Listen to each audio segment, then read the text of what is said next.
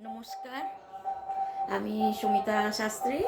আজকে আবার আপনাদের কাছে এলাম একটা নতুন তথ্য নিয়ে, যেটা আপনাদের দৈনন্দিন জীবনে অনেক কাজে দেবে এবং আপনাদের কোনো রকমের খরচ খরচা করতে হবে না, কোনো রকমের খাটনি নেই।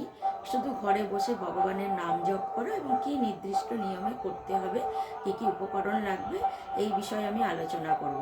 কিন্তু এইটুকুনি করতে পারলেও আপনারা সাংসারিক জীবনে অনেক উন্নতি লাভ করতে পারবেন। তো তার মধ্যে একটা হচ্ছে প্রদীপ জ্বালানো।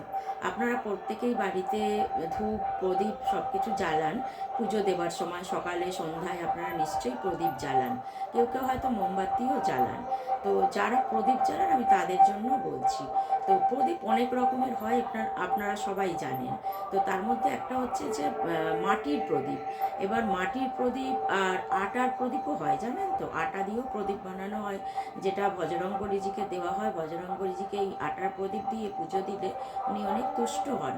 তো যাই হোক, তো এই মাটির প্রদীপ আর আটার প্রদীপের বিশেষত্ব হচ্ছে এগুলোকে কিন্তু আপনারা এক টাইম মানে একবারই ব্যবহার করতে পারবেন। একবার জ্বালালেন, এবার তার মধ্যে তেল দিলেন, ঘিয়ে কিন্তু এই মাটির প্রদীপ আটার প্রদীপ জ্বালবেন না কখনো।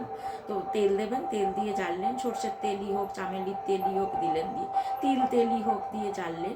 এবং জ্বালানোর পর যখন কাজ হয়ে গেল, প্রদীপটা নিভে গেল, তারপর কিন্তু আর দ্বিতীয়বার এই প্রদীপ আপনারা কখনো জ্বালবেন না।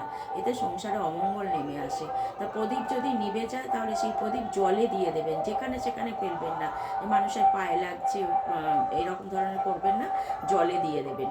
আর যদি জ্বালতে গিয়েও নিভে যায় তাহলেও কিন্তু আপনারা সেই প্রদীপ আর জ্বালবেন না।